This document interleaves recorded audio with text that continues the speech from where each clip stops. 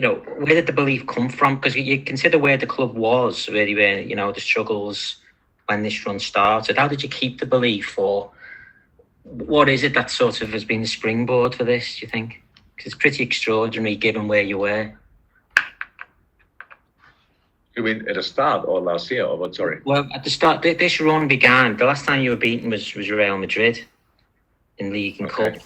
So 23. So it's 23 games, and it's the longest previous is 1989, 24 games. So So we had to be. As we said it a lot of times, we had to find solution last year, and maybe we didn't do all of them right. That's how it is when you are under pressure time-wise. You have to make the decision for 2 days after and stuff like this. And I think in the moment when we started playing and trusting 100% Reece and Nate, in that moment all the other things fell in place as well. And that's when we got stability back, and that's when we were much more ourselves again than before. And that was then probably, not losing at all a game since then is for sure. That in moments we needed luck or whatever, a late goal or these kind of things. But in general, we know when we are on top of our game, we are difficult to play. When we are difficult to play, that means we have a chance to win the game, and that's what we try. And obviously, we didn't win all of them. We drew a lot, but that's most of the draws were probably closer to a win than that we could have lost the game. So that just shows. But we feel really responsible for performing, I can tell you. So that's and the boys do as well. It's not that we want to get through a game somehow.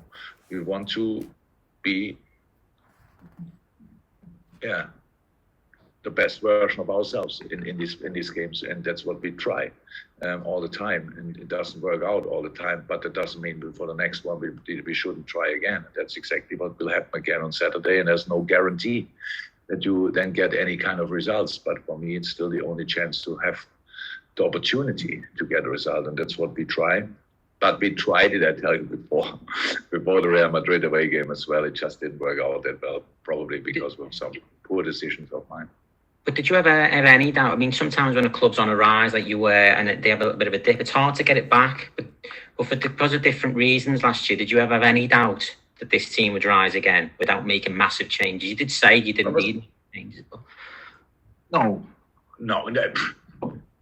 No, I didn't doubt it, but I didn't really think about it. So it's always, we can, if we go now back again to the transfer business or whatever, it's always a mix of what you want, what you can get, stuff like this. And then, but it was always clear last year. Just honestly, just you all forgot it. How massive a difference it is when you lose pretty much your whole defense in the middle of it, in October, pretty much. It was around about now, I think. And then from that on, we had to juggle around with injuries, Champions League, all cup competitions, stuff like this. That's really a big problem. But everybody expects you still to win all the games. You'll still come on a few injuries. Everybody has a few injuries, but not on one position. And that was our problem. So when we solved that problem, it was clear that we will be better again.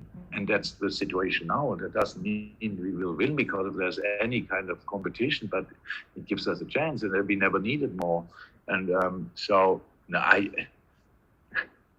it's really, I think in life it's really important that you stay calm when everybody is really excited. So, and that's what we try to do, to make the right decisions in these moments. And we are happy with the squad we have.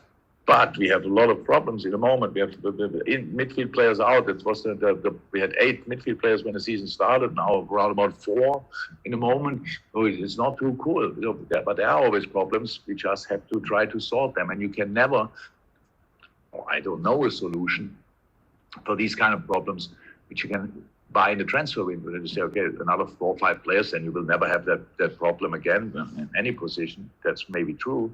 But you can never have the atmosphere in the squad, which is much more important to win something with a squad with 40 players. That's just not possible. So because we spoke about it, you have to keep the players happy, or you have to, I'm not sure that's the right thing, but the players need to see that they have a chance to get in the team if they perform on their highest level. And that's with 40 players obviously not the case. and that's probably the only solution for injury crises when you have that amount of players. So we cannot solve that. Means you have to take what you get, to use what you get or got, and then play the best possible football. Thanks, Chris. We'll go to Craig, then we'll go to Richard, and Paul goes to finish. Can't take any more hands in this section, but Craig, yes, yeah. Hi, Jurgen. I mean, no disrespect to Brighton, this question, but ordinarily on paper, you might look at tomorrow's game and think that it would be a chance to perhaps rest someone like Mo Salah, given the game's coming up against Madrid. And I love your reaction there. That's the question. Is that a conversation you've ever had with Mo, and how does that go? Because he seems like somebody who would want to play every minute of every game. Yes, he wants, but still never did it. But he wants that. That's true. But so forget pretty much the first part of your question completely, please. To rest players against Brighton, that would be a crime, actually. Brighton is much too good. They had a brilliant start. Yes, now the last few results were maybe not exactly like they wished for, but that's a real special game in the league. It's a real special game. If you didn't watch it yet, watch the City game back, and you understand immediately what I'm talking about. Mm-hmm. On the wider point of Mo, I think is Craig's great. Yeah, but what was on the wider point? Is it difficult? He's basically saying, Craig, is it difficult? Mo doesn't want to be rested, I guess. No, none of them actually. And if then in other games. So it's always never the game I choose when I rest somebody. It's never the play. It's never the game they want to get rested. Tell you not. Yeah. But Greg, when I have it there and I see you for Daily Mail, I have to make one point because I really think it's an important one. And I'm pretty sure if it's not you or whatever, but it didn't originate in that paper. Sorry? It didn't originate in the Daily Mail. It was the Athletic. Yeah, it was the Athletic. I know, but the story. So because we all think when somebody says fake news, that's not right. Stuff like that, you think something is. But a real fake news story last week was that I thought United should have had more red cards. I didn't think a second about it. Not a second. We're sitting in the dressing room. There was not one talk, and it was like the Athletic said something. What people close to the stuff or whatever, which is I always find is a really dangerous saying, said that Klopp thought they should have 3-4 more red cards.